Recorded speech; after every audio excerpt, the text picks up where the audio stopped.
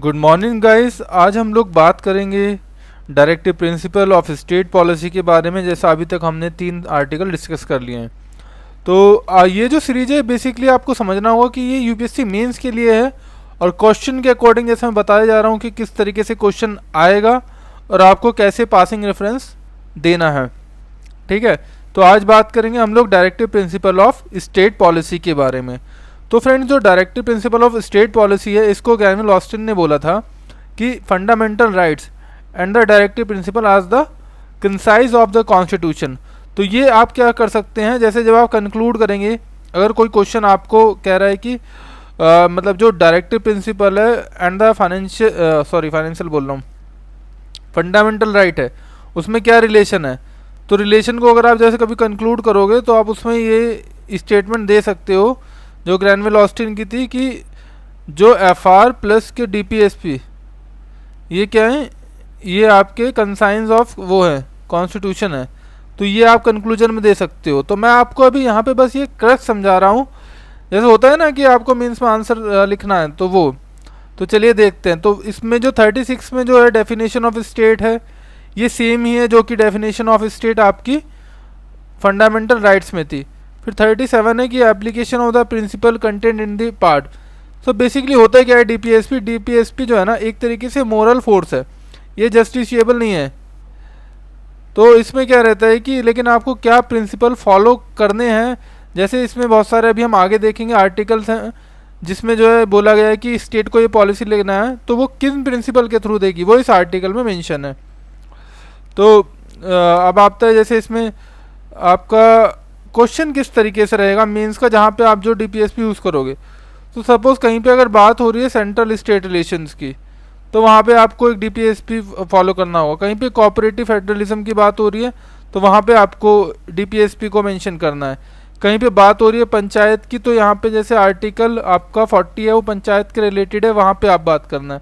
कहीं पे आपको अगर एजुकेशन की बात हो रही है, तो वहाँ पे आप जो रिलेवेंट डीपीएसपी का आर्टिकल है वो मेंशन कर सकते हैं।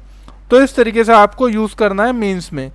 तो आप देखते हैं जैसे इसमें सोशल ऑर्डर आर्टिकल 38 है आपका, state to secure a social order for the promotion of welfare of the people.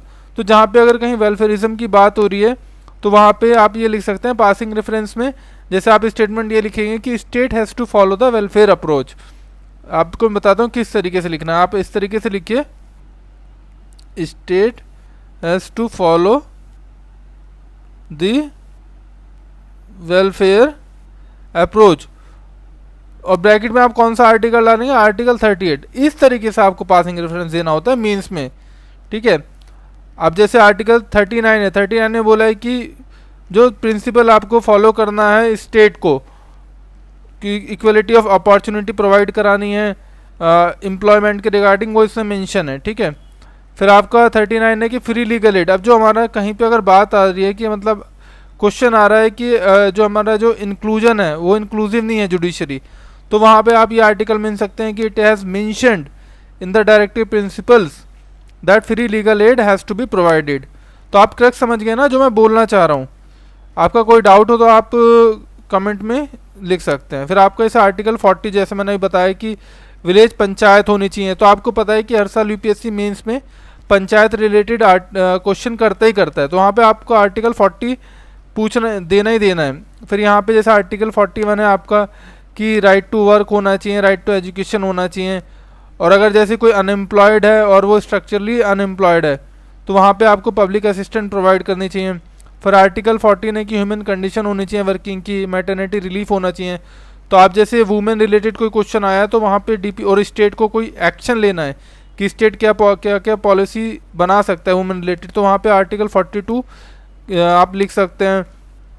फिर वहाँ पे आपका है कि लिविंग वेज 43 आर्टिकल है, 43 आर्टिकल है। यहाँ पे देखो फ्रेंड, एक होता है अमेंडमेंट, एक अमेंडमेंट हुआ था 42nd अमेंडमेंट, जिसके अंतर्गत ना 4 हमारी जो है ना वो डीपीएसपी आई थी। ठीक है, तो वो उसमें एक ये जितनी भी ए वाली है ना ये उसी के थ्रू आई है। जैसे 43 ए जो आई है participation of worker in the management of industry. फिर ये 43 बी जो है प्रमोशन ऑफ कोऑपरेटिव सोसाइटी, ये एक अमेंडमेंट हुआ था, उसके अंतर्गत ये आर्टिकल आया है। ठीक है, तो आपको ये सब आर्टिकल इस तरीके से याद रखना है कि अगर कॉर्पोरेटिव फेडरलिज्म का क्वेश्चन आ रहा है, ठीक है, तो मैं वहाँ पे क्या करूँगा, ये 43B डाल दूंगा, ठीक है। और ये कोऑपरेटिव सोसाइटी की बात हो रही है यहाँ पे, जैसे जो SHG होती हैं या आपके जो फूड प्रोसेसिंग ऑर्गेनाइजेशन होती हैं, जो भी क्लब करके बनते हैं ना, वो आप यहाँ पे डाल सकते हैं। चलिए आगे बढ़ते हैं। फिर आपका जैसे आर्टिकल 44 है uniform civil code for citizen, तो आप इसको उसमें डाल सकते हैं जहाँ पे हम लोग बात करते हैं कि जो इक्वल बेसिकली क्या होता है कि मतलब इक्वल राइट्स होना चाहिए एवरी कास्ट क्रीड से अबव जाके, तो वहाँ पे आप ये डाल सकते हैं। फिर 45 में आपका है कि provision for free and compulsory education for children. अब इसमें क्या था, जो हमारा 86 अमेंडमेंट हुआ था उसमें इसकी लैंग्वेज चेंज करी थी कि जो आपका चिल्ड्रन है उसकी 0 से 6 तक के लिए state has to make the policy जिससे उनकी एजुकेशन अच्छी हो जाए। भैया बच्चों का तो ध्यान रखना ही है ना, यानी। फिर आपका आर्टिकल 46 है, 46 जो आपका शेड्यूल कास्ट से रिलेटेड है, आप इसको देख लेना। 47 आपका क्या है कि न्यूट्रिशन लेवल जो है वो बढ़ना होना चाहिए, तो जहाँ पे चाइल्ड एम्पावरमेंट की बात हो रही है या ह्यूमन कैपिटल की बात हो रही है, तो वहाँ पे आप इस आर्टिकल को मेंशन कीजिए। फिर आर्टिकल 40 आपका है 48 है आपका organisation of agriculture and animal husbandry, तो जो पे एग्रीकल्चर से रिलेटेड कुछ है, एनिमल हस्बेंड्री से आजकल जैसे क्वेश्चन बहुत पुटअप हो रहे हैं, वहाँ पे इस आर्टिकल को मेंशन कीजिए। और फिर ये 48A तो आपका जो बहुत इंपॉर्टेंट हो ही जाता है क्योंकि ये एनवायरनमेंट से रिलेटेड है, एनवायरनमेंट फोरकास्ट से। फिर 49 आता है आपका protection of monument and places. यह भी जैसे आपने देखा होगा बहुत जगह क्या होता है कि प्रोटेस्ट हो रहा है तो उसमें बिल्डिंग्स वगैरह को नुकसान पहुंचाया जा रहा है, तो ये कंटेम्प्रेरी इशू है, तो आप इस आर्टिकल को, ऐसा कोई क्वेश्चन आता है रेफरेंस दे दीजिए, अगर नहीं भी हो रहा है तो फिर भी कुछ ना कुछ एक रेफरेंस डाल के वहाँ पे दे सकते हैं। फिर आपका आर्टिकल 50 बहुत इंपॉर्टेंट हो जाता है, ये तो आप ये समझ लीजिए कहीं पे भी दे सकते हो, जहाँ पे भी आपको दिखाना हो कि गवर्नेंस में कुछ इशू चल रहा है, तो आप वहाँ पे इस आर्टिकल को दिखा सकते हैं कि सेपरेशन ऑफ पावर होना चाहिए, इंडिविजुअल अकाउंटेबिलिटी होनी चाहिए, और ये इसमें मेंशन भी है DPSP में। फिर आपका आर्टिकल 51 है आपका promotion of international peace and security, तो ये आपका आर्टिकल 51 है। तो मैंने आज आपको पूरा DPSP बता दिया है कि DPSP को किस तरीके से लिखना है, ठीक है, और कहाँ कहाँ पे इसका यूज़ करना है। जैसे तीन मेजर थीम है इसकी, कि एक तो सेंट्रल स्टेट का जो रिलेशन है, वहाँ पे आपको अगर कोई क्वेश्चन आ रहा है तो पासिंग रेफरेंस देना है। फिर वेलफेयरिज्म के कंटेक्स्ट में है, फिर आपका SC ST से रिलेटेड में आपको दे सकते हो, फिर आपका एग्रीकल्चर से भी। तो ये इलाबोरेटेड प्रोविजंस हैं जो कि दिए गए हैं कि स्टेट को क्या करना चाहिए। तो एक जब आप वे फॉरवर्ड लिखेंगे, ठीक है, तो उसमें आप मेंशन कर सकते हैं कि there has been provisions in the DPSP that has to be followed, और फिर जो स्पेसिफिक क्वेश्चन है कंटेस्ट के अकॉर्डिंग वो आर्टिकल उसमें डाल दो।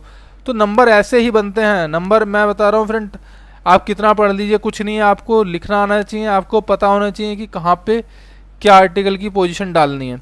तो ये मेंस स्पेसिफिक सीरीज चल रही है, इसमें बता रहा हूँ कि कहाँ पे किस क्वेश्चन में और कौन सा आर्टिकल चलाना है। तो इसको सब्सक्राइब कर लीजिए और अपने फ्रेंड्स के साथ शेयर कीजिए। इस PDF को पाने के लिए आप डायरेक्ट कमेंट में भी लिख सकते हैं, या हमारे टेलीग्राम ग्रुप है जेनेसिस IAS, उसको भी ज्वाइन कर सकते हैं। Thank you.